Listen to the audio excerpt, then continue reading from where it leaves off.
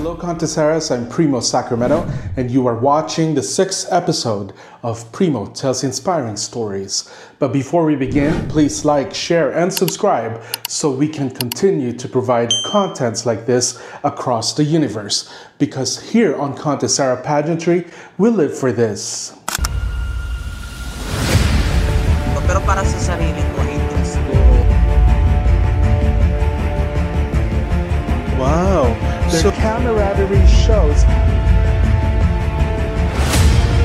answers, leaving them for the beauty of the deciding factor. Kaya sabi mong galingan mo sa pageantry, iba pa rin talaga yung may tutulong sa'yo. Hindi lang crown, dapat yung nakafocus ka. Yung after, ang akala ng parents ko, ayoko lang mag-aral, pero may trauma ako during that time. RJ Ignacio is a successful pageant blogger and one of the official media partners of prestigious pageants, including Miss Universe Philippines. His journey shows the power of passion, resiliency, and staying true to one's purpose. Let's get to know his inspiring story only here on Primo Tells the Inspiring Story of RJ Ignacio in this episode titled Puon. Hello, ayan. I'm very excited ako. Ayan, parang first time ko may interview about my personal life. And of course, ay magbibigay din tayo ng mga insights about pageantry. By the way, my name is RJ Ignacio. I am a YouTube content creator for 6 years na. And media partner na rin ng Miss Universe Philippines or mga national pageants dito sa Pilipinas. Ayan. So, good morning sa mga viewers. Being a child only happens once in our lives. I wanted to know where RJ was born and raised, and how his early environment shaped the person he is today.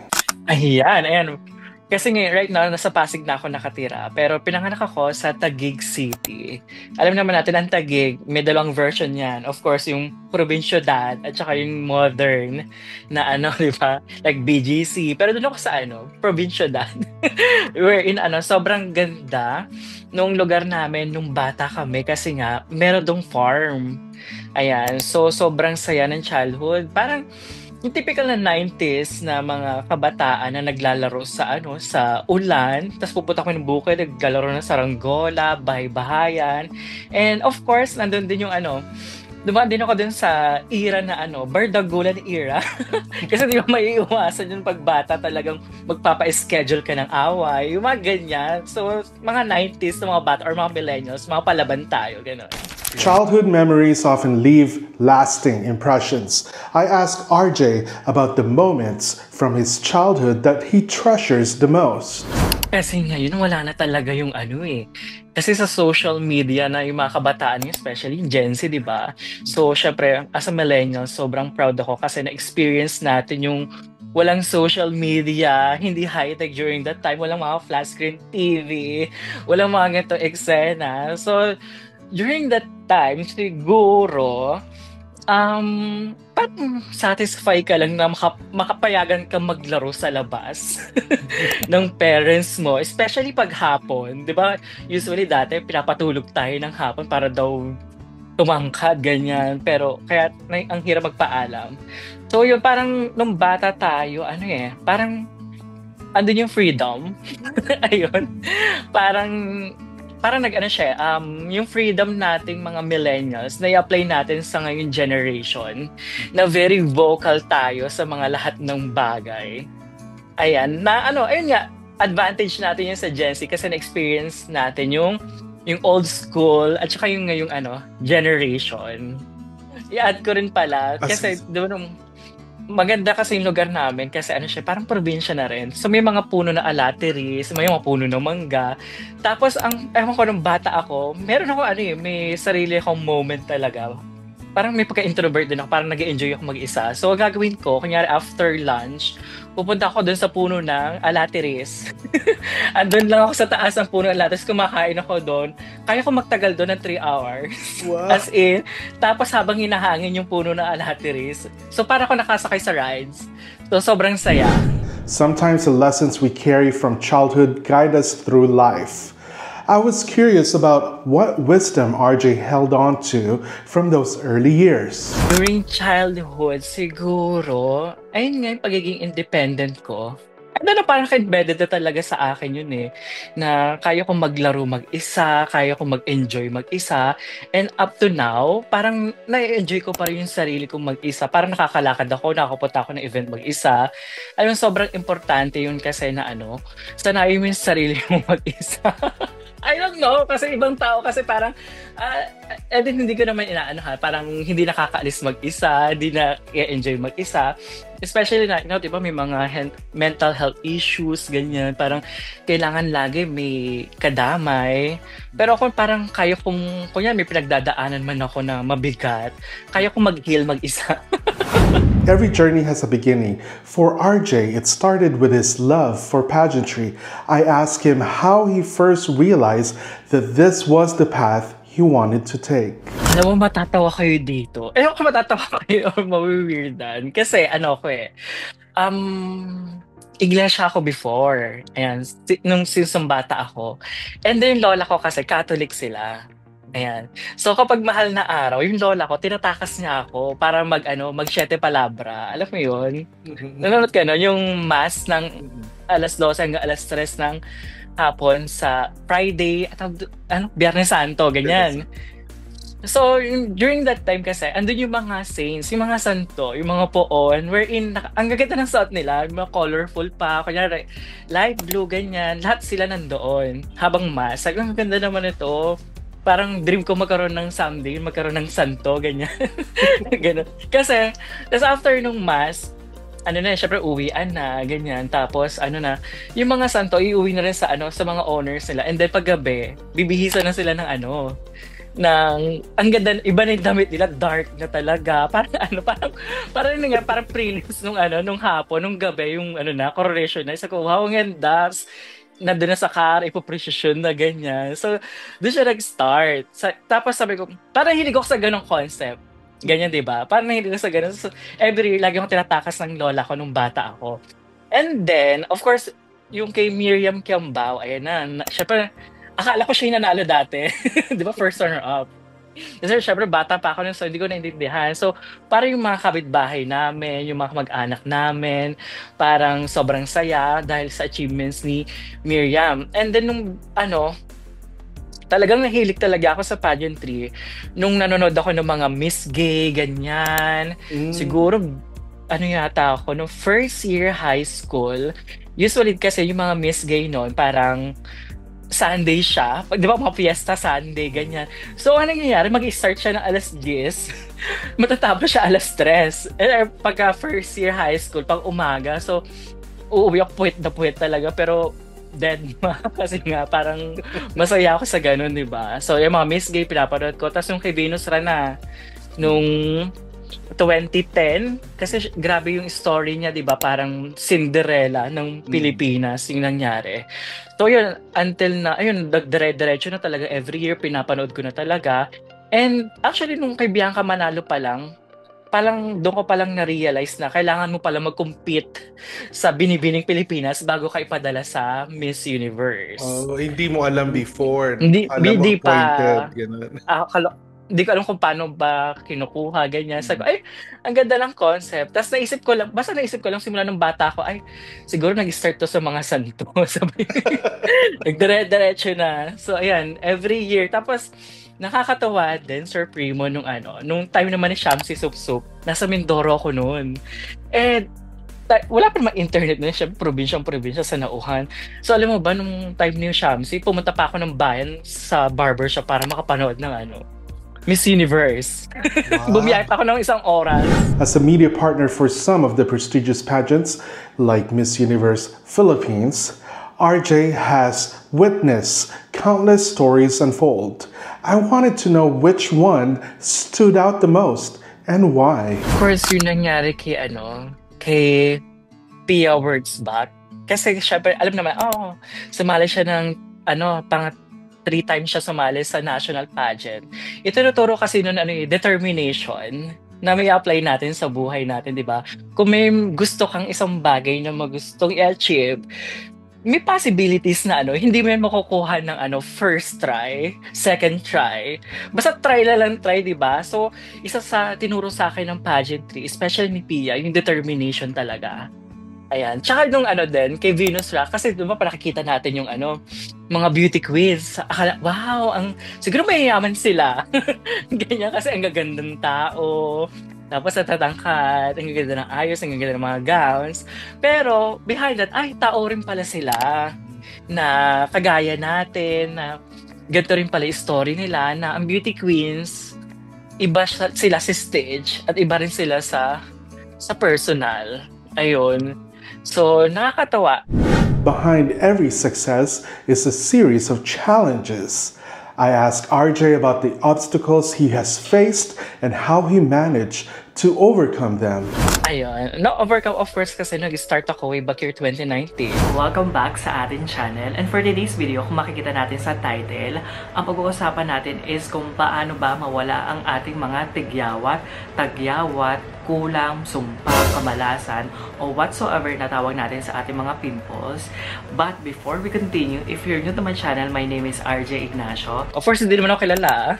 And wala akong walang tumulong sa akin, as in sarili ko lang talaga. Syempre, during that time, kailangan mo talagang i-prove yung sarili mo, di ba, sa mga tao. Parang during that time na parang, sino ba yan? Ang dami mga bashers, ganyan. So, sabi ko, parang na-discourage ako na ipagpatuloy kasi nga parang hindi ko naman ma-imagine. Sabi ko, gusto ko lang naman mag-enjoy, gusto ko lang mag-vlog, pero hindi ko naman akalain na magiging mataas yung views, magiging malawak yung reach. So, yung akala mo na okay yung opinion mo, but sa ibang tao, hindi pala, masama pala yun yung sinabi mo. Ganon. So, in short, hindi mo talaga mapiplease yung mga tao. So, sabi ko nga, kaysa ma-discourage ako or pansinin yung mga bagay na out of my control, i-continue ko na lang yung ito yung ginagawa ko. Kasi wala, kung babasahin mo yung mga comments nila or ma-discourage ka, walang mangyayari sa'yo talaga. Tama. So, sabi nga dun sa libro na Let Them Theory ni Mel Robbins, di ba? Let them, di ba? So, hindi mo makokontrol talaga yung isip nila, pero makokontrol mo yung on how you react sa situation at saka yung emotions mo. So, yun. With all his accomplishments, I wanted to know what RJ considers the best part of being in this industry. The best siguro, parang siya yung nag-sustain ng magandang mentality sa buhay. Kasi di ba introvert ako before. Introvert pa naman din. Siguro other version lang to sa pageantry. Kasi sa personal, parang iba yung persona ko. At saka sa pageant industry, talagang more engaging. I have a lot of friends, media friends. And ayun, maging mabait ka lang talaga sa mga makakasama mo. Kasi passion mo to at the same time, nagiging mo rin siya work mo din kasi nga 'di ba kahit paano nakakapag-earn ka rin ng money. Tapos yung pagiging mabait mo rin kasi sa mo sa mga nakakasama mo dito, sila din talaga yung mag-aangat sa iyo talaga. Like before, wala naman akong kalala sa Miss Universe sa Philippines or sa mga national pageants or sa organization. But because of my friends like The Crown, sila Jonathan and Christian, kaya sabi mong galingan mo sa pageantry, iba pa rin talaga yung may tutulong sa'yo.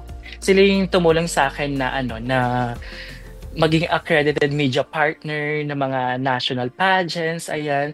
Siguro yung worst naman, ayun nga, kasi before, syempre bago pa lang ako, hindi ko alam yung mga kaganapan dito. Once na may nalaman ako, kailangan i-publish ko to agad kasi credit to sa akin. So sa akin yung nanggaling to. Pero may mga bagay pala na kailangan mo lang siyang i-keep. Way back year 2020, may nagbardagulan na candidates. Ayan. Ako yung nandoon. So pinablish ko siya. So ang ko naman do, gato yung nangyayari, at least may alam kong ganito. Pero, naging feedback ng mga tao, sinisiraan ko yung candidate na binardagol yung isang candidate. Pero ang intention ko naman, gato yung nangyayari behind the scene. Pero yun pala, kailangan din natin i-protect yung privacy or yung mga bagay na, kunyari, magkakos lang talaga ng away online, magkakos ng gulo, i-keep mo na lang to talaga. And kung may mga friends ka naman dito sa industry na magkakatiwalaan mo, ayun, pwedeng kayo nila mag-usap na hindi lahat ng nangyayari sa pageantry ay kailangan mong ilabas. Ganyan. Inutunan ko nung 2020. Until now, ina-apply ko pa rin siya. Kaya kahit ang dami kong nalalaman ng mga teas dyan, mga nangyayari behind the scene, hindi ko na siya nilalabas talaga kung magiging cause siya ng gulo. Ayan. Lessons are everywhere if we choose to see them. I ask RJ about the greatest lesson this journey has taught him so far. Natutunan, siguro wag mo i-pressure yung sarili mo. Kasi dati G talaga ako eh. As in, kailangan, nag-upload siya, kailangan mag-upload din ako. Ganyan. Meron na siyang comment dito, kailangan, meron din ako. Parang, ngayon kasi parang, naglaylo na ako na parang, during that time, parang masyado ko pinipressure yung sarili ko na, parang masyado kong pinupush, kahit minsan wala na sa hulog, ganyan. So ngayon, mas okay talaga na, chill ka lang. Tapos kapag may mga, kunyari, may nang-aaway sa'yo na mga ibang vloggers, hayaan mo lang. Kasi at the end of the day, ikaw naman nakakaalam sa sarili mo. Diba? Tsaka sabi natin, pag yung mga bagay na out of your control, hayaan mo na. Hayaan mo na kasi magiging mabigat lang yung pagka iisipin mo pa sila, ganyan. Ganun. The spotlight also comes with its shadows. In the world of pageantry, not everyone is supportive. I ask RJ how he deals with the negativity and the toxic side of this industry. Actually kasi sa pag-vlog ko for 6 years, hindi talaga may iwasan yung mga toxicity. Pero nagkaroon din ako ng community ko wherein sila yung nagde-depend talaga sa akin. And I'm very grateful talaga sa mga, kagaya nung may nang issue ka sa akin last year, 2024. Nag-away-away mga vloggers. Hindi ako sumagot, but yung mga tao na nasa akin talaga yung support system ko, yung mga subscribers ko since 2019, sila talaga yung umatake dun sa tao. Pero ayoko naman mangyari, yung pangit na nagkakos, diba? Pero ayun lang, parang hindi mo kailangan hindi mo kailangan laging, dapat inatake mo ako na kailangan ibabalik ko sa'yo yan. Parang nakakapagod lang. Ganyan, parang hayaan mo na lang, parang mas okay na mature yung pag-approach mo talaga. Kasi kung every bashing, papatulan mo, madidrain ka talaga. And then magugulat ka, wala ka na sa sarili mo, wala ka na sa lane mo. Naging toxic ka na din, di ba? So yun, parang mini-maintain ko talaga yung peace dun sa channel ko. Ayun, kasi protect mo yung mental health mo. Yeah. Mental health din. At saka yung mga subscribers din, wag kang yung mga sumusupport sa'yo, i-protect mo rin sila. Kasi syempre, masasaktan din sila pa nakikita kanilang dinadown ng ibang mga tao, di ba? Kasi kilala ka nila ever since. So ko lang, hayaan nyo na lang. Ngayon. To lighten up the mood, we did a quick favorites round to get to know RJ beyond the pageant scene. So, ready ka na? Ready, ayan. Favorite dessert? Blueberry cheesecake. Singer? Taylor Swift. TV show? TV show? Itbulaga? Pulutan? Nova. Filipino movie? Filipino movie? Maria Clara. Yung teleserye. Ay, kanta dyan na lang. Hindi mo siya movie, teleserye. International movie? Hunger Games. Song? Any song ni Taylor Swift. But not for the season, Red. Book? Let Them Theory, Mel Robbins. Country? Thailand. International celebrity? Jennifer Lawrence. Filipino celebrity? Sanya Lopez. Wow. Fashion designer? Margam Garner. Filipino beauty queen? Pia. International beauty queen? Pia. Local pageant? Miss Universe Philippines. International pageant? Miss Universe. Hey, na-survive mo. Talagang may sagot ka. Being a mentor and analyst, RJ also carries the role of inspiring others. I wanted to hear the advice he would give to those dreaming of entering the same path. Ayun, syempre maging realistic. Ayan, maging realistic tayo kasi sa beauty pageants parang sinasabi nila, walang stereotype, ganyan. Pero meron naman talaga kahit anong gawin natin. So, kailangan alam mo yung pageants na sasalihan mo. Kung fit ka ba for Miss Universe of Philippines or Miss Grand International. At saka syempre, kailangan mo rin i-value talaga yung mental health mo. So, siguro, before joining yung mga malalaking pageants, make sure na nakapag-consult ka sa mga friends, family, and makakatulong din yung mga self-help book. Like yung The Let Them Theory nga na nabasa ko. Sobrang importante yon ganun. Kasi may mga beauty queens na parang sumali ng once, hindi na bumabalik because sa naging trauma. Kasi can you imagine na nandun ka sa stage, ang daming tao, and then hindi ka natawag sa semi. Parang kung ilalagay mo yung sarili mo, bakit ano ba yung kulang sa akin? Magsasabiti ka, ano ba yung ginawa mo naman lahat, pero still not enough. So kailangan talaga you have a strong mind talaga. Saka yung puso mo talaga, ihanda mo kung ano yung magiging result. And make sure, kailangan mo ma-realize na it's not about winning. Kung ano yung magiging takeaway mo after the pageant. Kasi may mga sumasali naman din na gusto nila sumali sa mga national pageant like Miss Universe Philippines because para kahit hindi sila mananalo, alam na hindi sila mananalo, pero makakadagdag yung for their credentials para makapag-apply ko niyan, maging flight attendants. Kasi pass points talaga yon. Pag kami, may background ka na sumali sa gantong kalaking pageants. Like before, di ba, sa Binibining Pilipinas, para nagiging advantage talaga pag mag-a-apply ka ng pagka sa pagiging FA or kung gusto mo maging model, ganyan. Or opportunity din yan. Syempre, pag may makakakita sa'yo, di ba? Malay mo, pwede ka maging artista pala, ganyan. So, it's not about winning talaga. Kailangan makita mo talaga yung na there's something na, meron pa about, hindi lang crown, dapat yung nakafocus ka, yung after. Ayan, kung ano ba yung, magiging buhay mo after the pageant, and of course magkakaroon ka rin ng community. Kasi di ba may mga kilala naman tayo mga beauty queens na hindi naman nanalo, but nakita mo, naging maganda yung life nila, naging maganda yung social media platforms nila kasi ang dami nilang mga followers. Ayan. And nakatulong din sa kanila yon. So yun, mental health and maging realistic. Even the most inspiring people have their own sources of strength. I ask RJ about the people or moments that continue to inspire him to move forward. Myself. Because no one will save you, just yourself, 'di ba? 'Di ba? Wala naman yung ibang tao na nandiyan para sa though nagiging blessings ka sa ibang tao like sa family mo, sa partner mo, sa mga dogs mo, pero syempre, you have to save yourself first.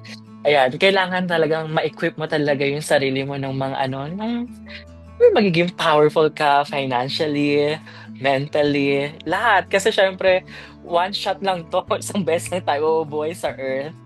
Ayun, tapos isa pa, kailangan talagang paulit-ulit ako dun sa sa core ko na let them. Kung yung mga bagay talaga na feeling mo makakasira, hayaan mo na lang, wag mo nang i-hold, matuto kang bumitaw. Kindness is a powerful force. I wanted to know the one act of kindness that RJ has never forgotten. One kindness, actually, hindi talaga siya sa akin nangyari, but sa mom ko. Kasi meron akong kapatid before na sumalangit na, yung bunso namin, dinadialysis siya. So during that time kasi, as in wala na talaga kami. Hindi na namin alam kung saan kami kukuha ng money para i-continue yung yung treatment. Yung treatment niya. And then sabi ng mom ko, nung nandun siya sa hospital, may isang babaeng ang ganda-ganda daw. Lumapit sa kanya. Binigyan siya ng 10,000 pesos na hindi ayaw magpakilala. Dami parang out of nowhere, bigla na parang may isang babaeng ang ganda-ganda daw na lumapit sa kanya. Inabutan siya ng money. So, parang, sino siya? Hindi ayaw magpakilala. Sabi, ganun. Parang, di ba? Parang, can you imagine that? Dreams keep us moving forward. I ask RJ what else he hopes to achieve in the pageantry world. Yun talaga. Syempre, kailangan may pangarap tayo kasi sabi nga doon, pag wala kang pangarap, baka kunin na tayo ni Lord kasi baka sabihin, tapos na yung, yung role mo dito sa Mission mo. mission mo. So, ayun, syempre gusto ko mag-travel pa rin, mag-travel sa Europe. Ayan, dream ko talaga makapunta ng Europe. Hopefully, pagka marami na tayong budget. And yung dream ko, of course, sa partner ko, sana ma-achieve niya yung dream niya. And then sa mga friends ko na kasi mahilig kasi ako pag may mga friends ako na nagsasabi sa akin ng problem ko, may dream sila, parang pinagpipray ko talaga sila. Kasi I believe na powerful talaga yung parang ikaw yung mag-wish or magpipray to someone, di ba? Parang at least dalawa na yung tataas na na prayers, di ba? Dalawa na yung nagpipray kay God. So ayun lang, sana nakapag-travel and yung mga taong sa paligid ko, sana ma-achieve talaga nila yung dreams talaga nila. To close our conversation, I wanted to take RJ back in the time. If he could speak to his younger self, what message would he give? Oh my gosh, kasi nakakaiyak yan pero ayoko umiyak, kailangan compose pa rin tayo. Na magiging maganda yung buhay mo in the future. Kasi nung bata ako, tumama yung kasi 10 years old ako, grade 5 ako niyan. And hindi alam ng parents ko sa school, nag-aral kasi ako sa public school. Nakaranas ako ng abuse sa teacher. Yun to the point na sinaktan talaga ako. Parang English teacher ko noon sa Tipas Elementary School. Hindi ako nakasagot sa question niya. Siguro may itang ulo niya. Alam mo yung eraser sa blackboard, pinaghampas na sa mukha ko. So, yung mukha ko puro powder na nung chalk, tapos sinabot sa bunutan niya ako to the point na pinagbantaan pa, mag-aaway ba ka? Subukan mo magsumbong sa nanay mo, parang, mag-aaway kami na. So, syempre bata ka, takot na takot ka during that time. Tumigil ako nun sa pag-aaral. Ang akala ng parents ko, ayoko lang mag-aral, pero may trauma ako during that time. Can you imagine, 10 years old ka, tapos iyak ka na iyak, wala kang magawa. Habang binubura mo yung mga chalk. Tapos, syempre, sinabunutan ka, pinagsasampal ka. As in, grabe talaga yung trauma na naranasan ko during that time. Na ayoko na mag-aral, ganyan. Kaya nung high school ako, talagang sabi ko, may trauma talaga ako sa public school. So, gusto ko mag-aral ako sa private school. Tapos, tingin ko sa mga teachers na parang masasama nung elementary ako. Kasi nung grade 3 din ako, same school, parang alam mo yung sa mga public school na may mga tray, doon kayo bibili ng na mga foods. Parang kasi nasa una na ako nakaupo noon. May nawala atang 50 pesos. 50 pesos. Syempre, kami malapit, ng mga classmates ko, 4 kami, pinatayo kami. Alam mo kayo imagine? Pinatayo ka doon sa harapan ng class, 4 kayo, tapos kinakapkapan kayo ng mga teachers nyo, tapos pinanganga kayo kasi baka daw sa bibig namin inilagay yung money. So, can you imagine the trauma nung elementary ako? Parang wala kang magawa kasi bata ka, takot ka, ganyan. So, pinush ko talaga na mag-aral ako sa private school nung high school. Ayun, naging iba talaga yung ko. Parang naging safe place ko talaga nung high school ako. Ganyan. So, yung message ko, siguro nung grade 5 ako na okay lang yan, magiging maganda yung buhay mo soon. Kung ganyan yung naranasan mo sa ibang tao, magiging okay ka soon. Kasi very traumatic experience talaga yon. Nung grade 5 talaga ako. Can you imagine that? Diba? You've just watched the beautiful and inspiring story of RJ Ignacio. Please continue to support our show so we can provide more contents like this across the universe. Because here on Contisera Pageantry, we live for this. Once again, I'm Primo Sacramento, and thank you very much for watching Primo Tells Inspiring Stories.